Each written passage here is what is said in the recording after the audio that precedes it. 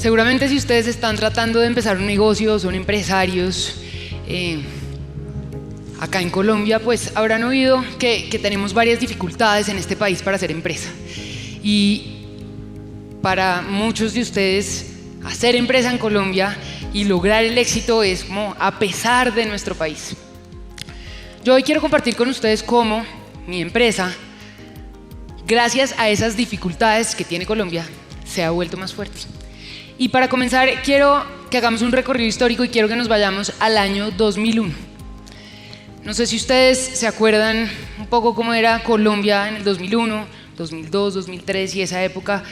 De pronto, estos eran como algunos de los titulares que teníamos. No sé si en su cabeza está la masacre de Bojayá o la masacre de San Carlos de Antioquia, el secuestro de Ingrid Betancourt, Clara Rojas, algunos camiones quemados en varias vías de este país.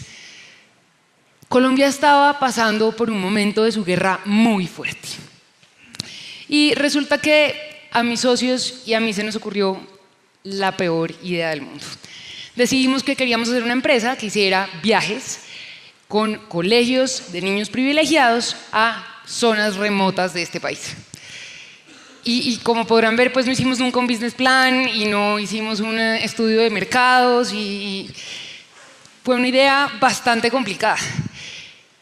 De repente mi trabajo consistía en visitar a colegios y a papás a convencerlos de que viajar por Colombia era súper seguro. Y entonces yo llegaba y les decía, no, miren, frescos, que ese retén que estaba en el llano esa semana, ese ya lo quitaron. Y no se afanen que vamos a coger la carretera de San Agustín de día, porque de noche es que la cierran, pero no, nosotros vamos desde día y es súper seguro. Y hace 3 meses en Santander no pasa nada, no se preocupen. Y pues seguramente ustedes deben estar diciendo, loca, ¿cómo es que en este país tienen esa empresa? ¿Cómo han crecido? ¿Cómo han vendido? ¿Cómo es que hoy en día somos una empresa Endeavor? 3 factores son los responsables de que nuestra empresa haya podido crecer. El primero es que esta empresa la montamos desde la pasión.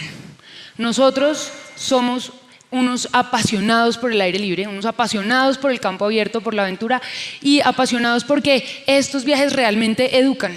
Estamos convencidos de que tenemos que sacar a los niños privilegiados de las 4 paredes en las que viven y tenemos que mostrarles el país en el que nacieron, porque no podemos tener una generación que va a ser la generación de los próximos emprendedores y de los próximos presidentes de multinacionales y ministros que conozca más Nueva York o Miami que Riohacha o San Antero, Córdoba. Y para nosotros eso era suficiente.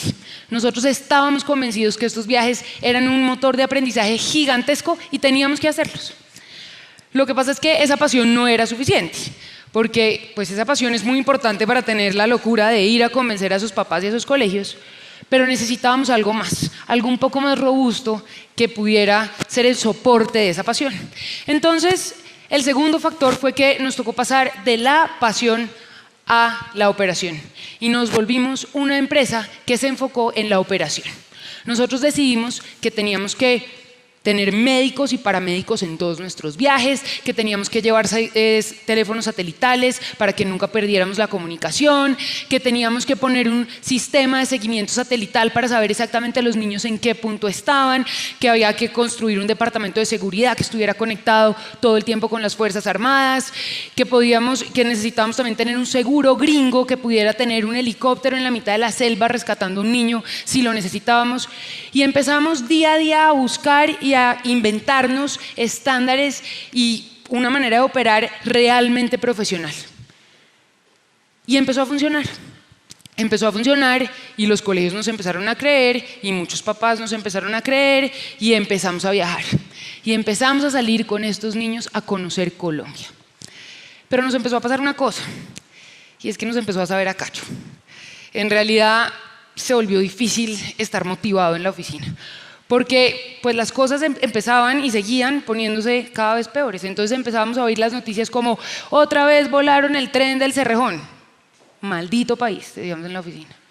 Y pusieron un atentado, quemaron un camión en la vía que va al Huila, entonces está cerrada la entrada al desierto de la Tatacoa. Maldito país. Entraron en paro armado los del ELN, entonces no podemos viajar a Boyacá. Maldito país. Y en la oficina lo único que decíamos todo el día era maldito país, no puede ser. Y de pronto pasó una cosa, un acontecimiento que nos cayó del cielo y que cambió la historia de OVA para siempre y que es lo que yo creo que el motor más importante que tenemos hoy en día. El fenómeno de la niña del 2011, literalmente nos cayó del cielo. No sé si ustedes se acuerdan cómo se veía la sabana de Bogotá en ese entonces. Esa es la carretera que conectaba Chía con Bogotá. Según el Agustín Codazzi, es el fenómeno de la niña más fuerte de los últimos 100 años. Al país le costó alrededor de 10 billones de pesos esta tragedia. Más de 500 personas se murieron. En total hubo alrededor de 2.000 derrumbes, 2.000 inundaciones, 700 derrumbes, 36 avalanchas. 9 pueblos tuvieron que ser realocados por las inundaciones. Esto fue terrible. Y a nosotros, pues obviamente, uno a uno se nos empezaron a caer el 90% de nuestros programas. Fue un momento muy duro. Fue un momento en donde nos tocó sentarnos y decir, ok, acá tenemos dos opciones. O seguimos diciendo maldito país, porque además pues nosotros sabíamos que por más de que el fenómeno de la niña estuviera siendo muy duro, pues en un país desarrollado nos hubiera inundado todo tanto. Entonces, podíamos seguir diciendo maldito país, pero si seguíamos diciendo maldito país, lo que nos iba a tocar hacer era cerrar la empresa, apagar, no había nada que hacer. Decidimos hacer otra cosa, y es que decidimos decir, oiga, que llueva es culpa nuestra. Decidimos echarnos la culpa de esa lluvia, decidimos echarnos la culpa de ese fenómeno de la niña. Y decidimos que nosotros íbamos a ser los culpables de que si ese fenómeno de la niña era el más fuerte de los últimos 100 años y nuestros programas se caían, iba a ser culpa nuestra. Y ese fue el día en el que pasamos de ser la empresa de la operación a la empresa de la mentalidad. Que llueva es culpa nuestra es una forma de ver la vida, es una forma de ver el mundo y es una forma de ver las cosas en general. Es lo que en psicología se llama el locus de control. Y el locus de control es la percepción que tenemos los seres humanos de lo que ocurre, de algún hecho, de algún acontecimiento. La percepción, no lo que realmente pasa. Y esa percepción o ese locus de control puede ser externo o puede ser interno.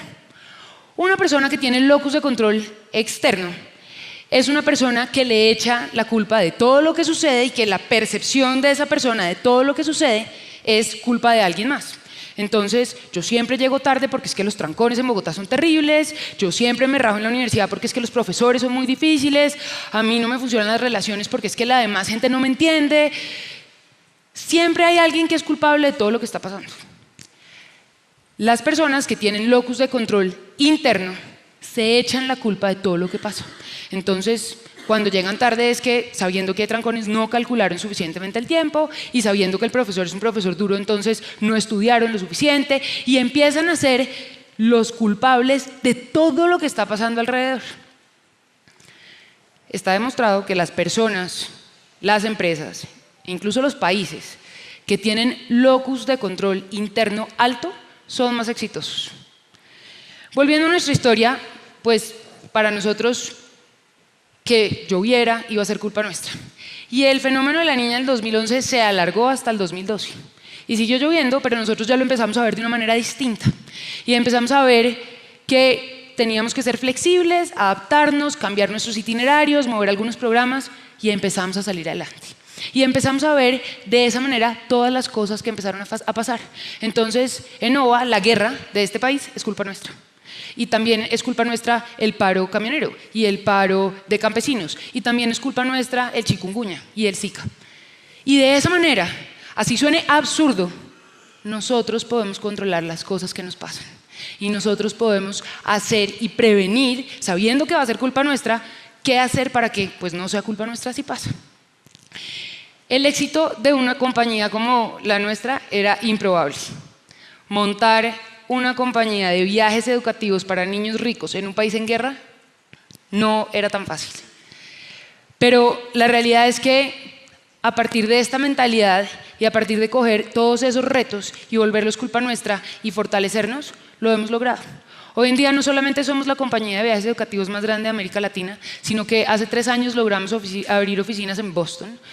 Y estamos empezando a comernos el mercado de los colegios más privilegiados de los Estados Unidos. Esos colegios que tenemos todos como en la imaginación de las películas, que son el típico internado gringo en donde todos los niños que estudian allá entran a Harvard o a Princeton o a Yale. Esos son los colegios que en este momento están viajando con nosotros y nadie más. Y estamos operando en 17 países del mundo, viajando todos los días con muchos niños a que conozcan este país y a que conozcan este planeta. ¿Y por qué lo logramos? Porque Colombia nos hizo más fuertes. Primero nos dio una pasión que fue lo que nos impulsó a convencer a toda la gente que no estábamos locos y que tocaba hacer estos viajes. Después nos dio una operación robusta, y es importante poder ser una empresa operativa para poder crecer. Y después nos regaló una mentalidad.